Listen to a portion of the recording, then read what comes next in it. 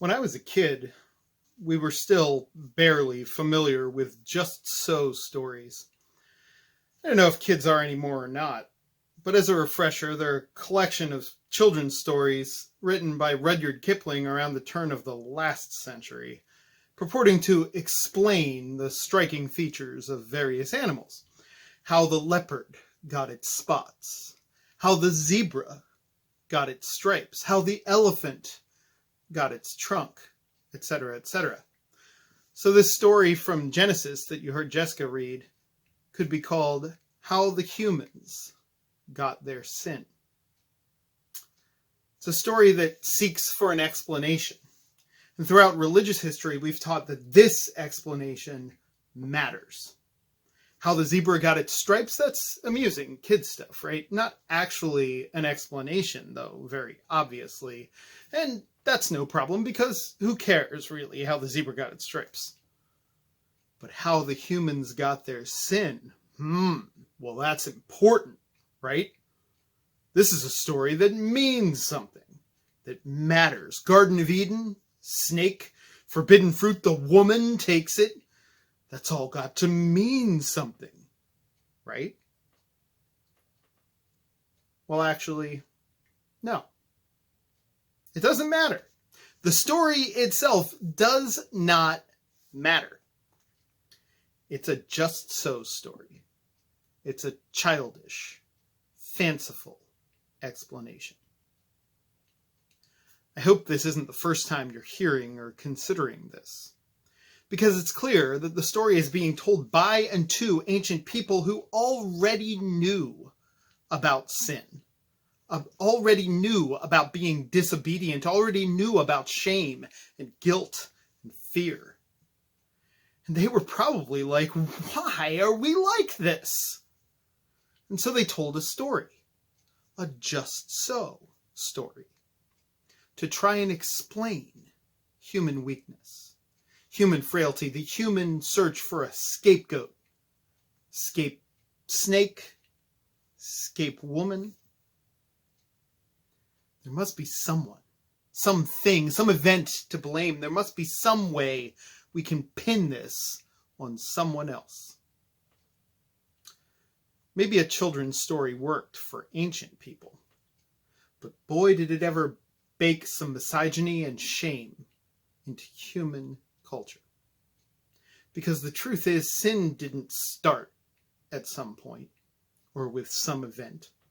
Sin, sinfulness, flawed fallibility, that is baked in to the human experience. It's inherent. It's original to human beings. It originates within us. We mess up. We cross boundaries. We transgress. We disobey. We let down. We do wrong. There are many and varied reasons for that. And sometimes there is a proximate cause, a factor beyond ourselves that is to blame in part or in whole. Leaders fail to lead well, and that affects how followers fail to do good. Guardians fail to guard well, and that affects how those who were or are in their care fail to live well. There is always blame to go around when it comes to human failure. But we are susceptible to a narrative, a fable, a story that allows us to get off the hook, that removes the blame from me and pins it on someone else, something else, some other, some them. It's not my fault, obviously, it's someone else's. Maybe it's yours. Maybe it's the woman's fault, or the snake's. Maybe it's the old people.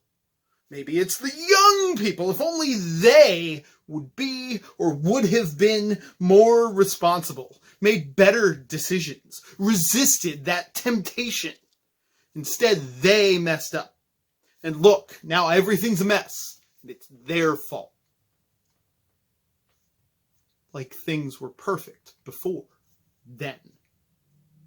Like we were in some Eden before that. Like this one decision made all the difference for all time. Like there's nothing we could have done about it, could still do about it. Like the whole responsibility is theirs. Whoever, someone other than us, other than me's, to bear. It's always tempting in the short term, in the moment, to pin the blame somewhere else. To say if only they hadn't done that, everything would be fine now. It's like blaming all of inherent human nature on a woman having a snack, when we know how selfish and scared and terrible human beings can be, and that it's nobody's fault but ours.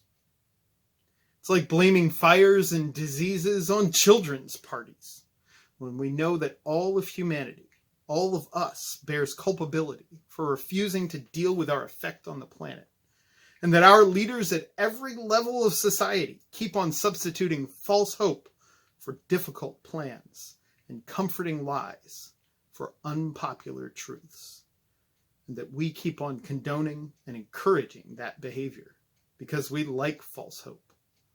We like comforting lies. Human nature is the cause, the origin, the location of the sin. We're all in this. The blame is staring back at us from the mirror.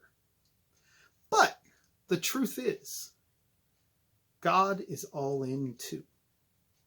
God, who came into the world at a desperate point in a despairing hour to a stricken part of the world to announce peace and great joy and the end of fear to the absolute poorest, most desperate people.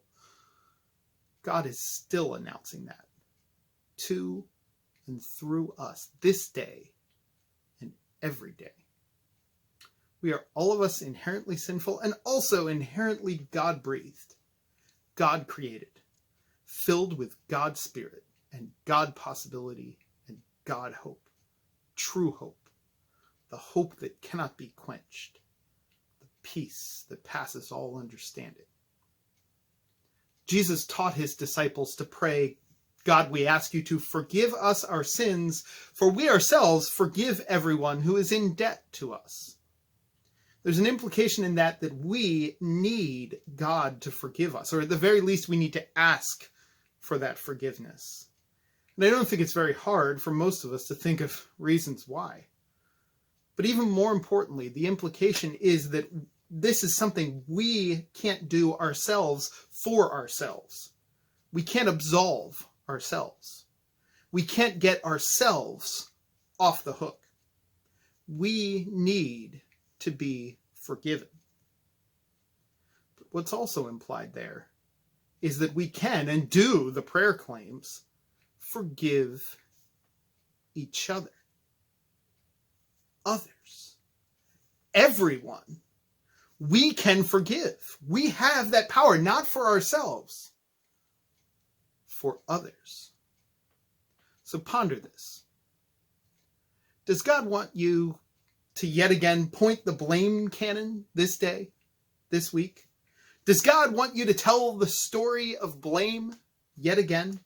To pick out the scapegoat? To find the proximate cause yet again? Or does God want you to tell a story of forgiveness? To use the forgive power that is inherent within us? How the humans got redeemed. God is still telling that story. And God would like very much to tell it through you.